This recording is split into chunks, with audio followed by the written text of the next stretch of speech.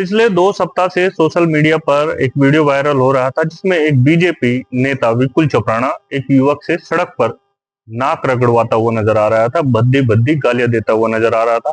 आज उसी मामले का बीजेपी नेताओं की तरफ से पटाक्षेप करा दिया गया है। हमारे साथ मौजूद है कैंट विधायक अमित अग्रवाल जी।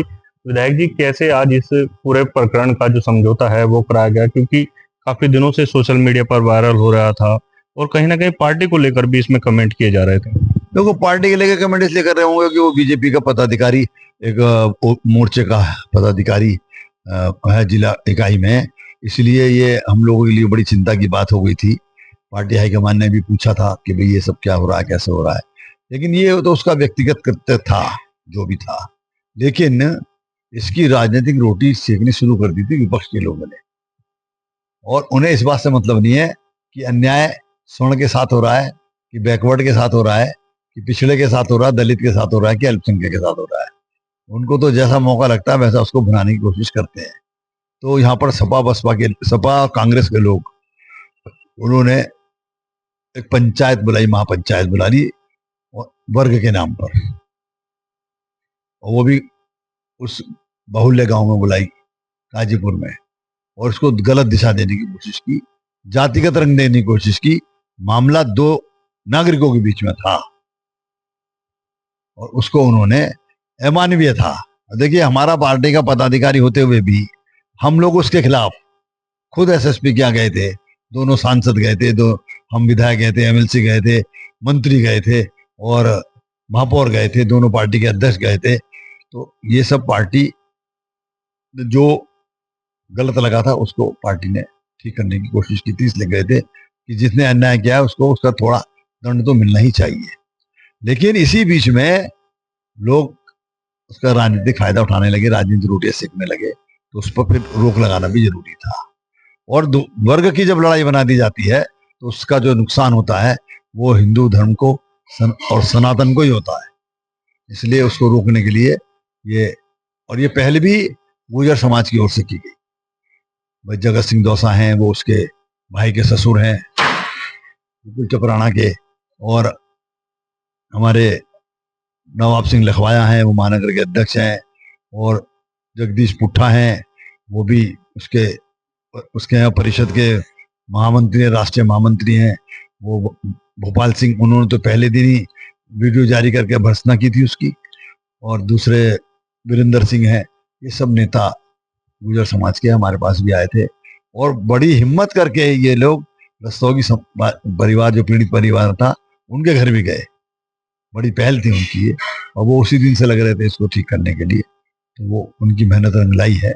और पार्टी के सब लोगों ने आज बैठकर सर्किट हाउस में बैठे थे सब, और सबने बैठकर यही कहा है कि जब इसको दूसरी दिशा देने लगे लोग तो उसको रोका जाना चाहिए। तो फिर दोनों परिवारों की आपस में बात करा दी गई और वो सम्मानजनक समझौता हुआ है। एम रस्तोगी का फोटो एक वायरल हो रहा है जिसमें मायूस नजर आ रहा है हस्ताक्षर करने के बाद समझौते के नामे पर। नहीं, वो देखो, सबके कोई व्यक्ति हमेशा हंसता रहता है, कोई व्यक्ति का चेहरा नॉर्मल होता है, तो वो हमेशा नहीं हंसता वो व्यक्ति।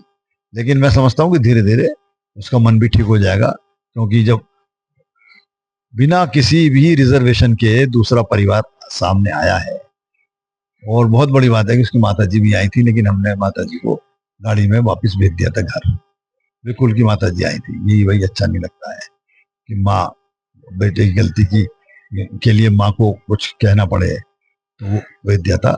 महिला सम्मान, नारी सम्मान के से उसके मामा आए थे, उसके चाचा आए थे, उसका भाई था, उसके भाई के ससुर थे। उन सबने परिवार की तरफ से दुख जाहिर भी किया, खेद भी व्यक्त किया और उसकी भर्त्सना भी की।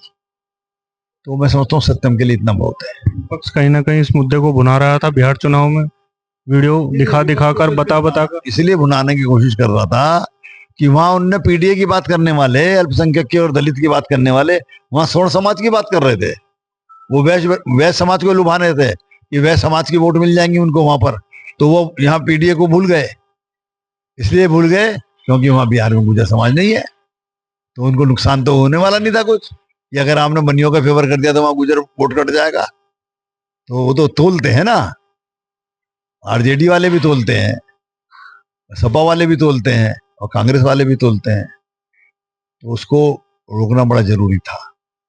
पार्टी नेतृत्व से भी संज्ञान लिया गया था कि इस मामले को निपटाइए। नहीं, उन्होंने तो संज्ञान तभी लिया था जब ये घटना हुई थी। भाई पार्टी का नाम कैसे जुड़ा, पार्टी का पदाधिकारी है कि नहीं है, उसको तो झुटलाया नहीं जा सकता। भाई तो भाई हमारे जिले के अंदर पदाधिकारी वो ओबीसी मोर्चा में है, तो वो तो पार्टी को रिपोर्ट कर दी गई थी पूरी बात।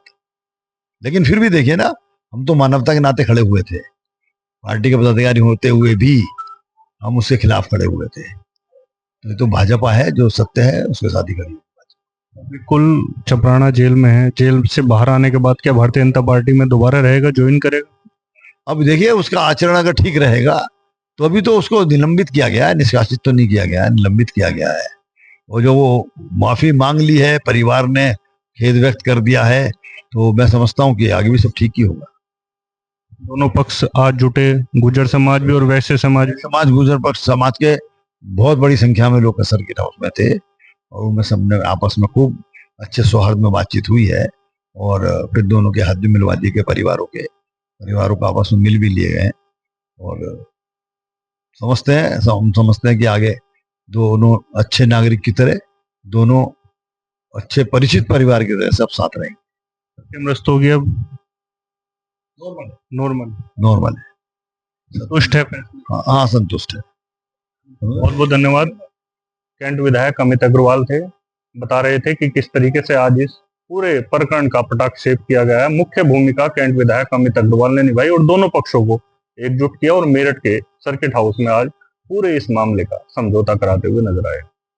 मैं अपने सहयोगी साथ राजू शर्मा, हिंदी खबर, मेरठ।